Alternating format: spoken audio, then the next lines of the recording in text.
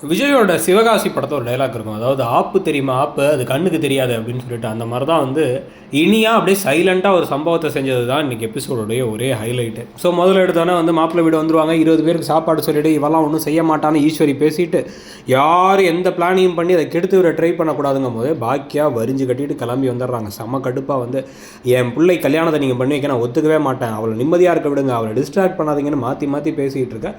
உடனே வந்து ஏய் என்ன நினச்சிட்டு இருக்கோம் மனசில் அப்படின்னு நம்ம பேசிட்டு எங்களுக்கு தெரியும் எங்கள் புள்ள நாங்கள் என்ன பண்ணணும்னு எங்களுக்கு தெரியும் அப்படின்னா அதை என் பொண்ணு அவளுக்கு இப்படி நீங்கள் கல்யாணம் பண்ணிக்கிறத ஒத்துக்க மாட்டேன்னு இவங்க சொல்லும் பொழுது இந்த கல்யாணத்தை மட்டும் நீ ஏதாச்சும் பண்ணி நிறுத்தலான்னு பார்த்தா அவங்கள வீட்டை விட்டு திறந்தனா நான் வந்து என் உயிரையே விட்டுருவேன் அப்படிங்கிறாங்க ஈஸ்வரி. விட்டுருமா அப்படின்னு நம்ம சொல்கிறதுக்கு முன்னாடி பரவாயில்ல விட்டுருங்கன்னு சொல்லிட்டு பாக்கியாவே சொல்லிட்டாங்க. அதிர்ச்சி ஆகிட்டாங்க ஈஸ்வரி. என்ன சாவ சொல்கிறியா அப்படின்னா ஆமாம், எத்தனை தடவை இதே எமோஷனல் பிளாக்மெயில் பண்ணுவீங்க, இதே சொல்லி என் வாழ்க்கையை கெடுத்த மாதிரி இப்போ என் புள்ள வாழ்க்கையை கெடுக்க பார்க்குறீங்களா அப்படின்னு கடும் கோவமாக வந்து இவங்க பேசின உடனே வந்து இப்போ இப்படி என்ன சொல்கிறது ஏது சொல்கிறதுன்னு புரியாமல் ஈஸ்வரி ட்ராமாலாம் போட்டு கண்டிப்பாக அந்த என்கேஜ்மெண்ட் நடந்தே தீரும்னு கிளம்பி போயிடுறாங்க.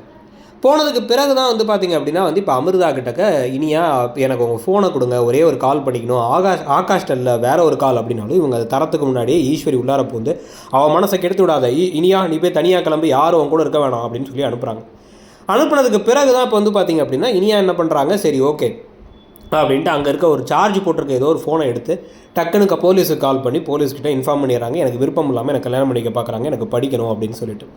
அடுத்து வந்து இப்போ எல்லோரும் வந்து கிளம்பிகிட்டு இருக்கும் போது இனியா கிட்ட வந்து விடு நாங்கள் இப்படியா கல்யாணத்தை நிறுத்திடுறோம் எழில் ஜெனி அமிர்தா பாக்கியா எல்லாம் பேசினா நீங்கள் எல்லாம் எதுவும் பண்ண வேணாம், தேவையில்லாத பிரச்சனைகளும் சண்டைகளும் தான் வருது, எனக்காக நீங்கள் எதுவும் பண்ண வேணாம், அமைதியாக இருங்க நான் பார்த்துக்கிறேன்ட்டு அவங்க கீழே வராங்க. நீ என்ன பார்த்துப்பான்னு அப்படின்னு எல்லோரும் யோசிச்சுட்டு இருக்க தட்டையே மாத்திர நிலமை வந்துருச்சு. அப்படியே பாக்கியா வந்து நாடகம் போடாமல் அமைதியாருன்னு ஈஸ்வரி சொல்லிட்டு பாரு இனியாவுக்கே ஓகே கல்யாணம்னு சொல்லிட்டு இருக்கும் பொழுதே போலீஸ் உள்ளார வந்துடுறாங்க. அவங்க ஆனால் டேரெக்டாக இனியா தான் கல்யாணத்தை நிறுத்த சொல்லி கூப்பிட்டாங்கிறது சொல்லலை. நினச்ச மாதிரியே ஈஸ்வரி பாக்கியா மேலே பழி போட இதுக்கப்புறம் தான் இனியாங்கிற உண்மை தெரிய வரப்போகுது. நீங்கள் என்ன நினைக்கிறீங்க எனக்கு எபிசோட் பற்றி?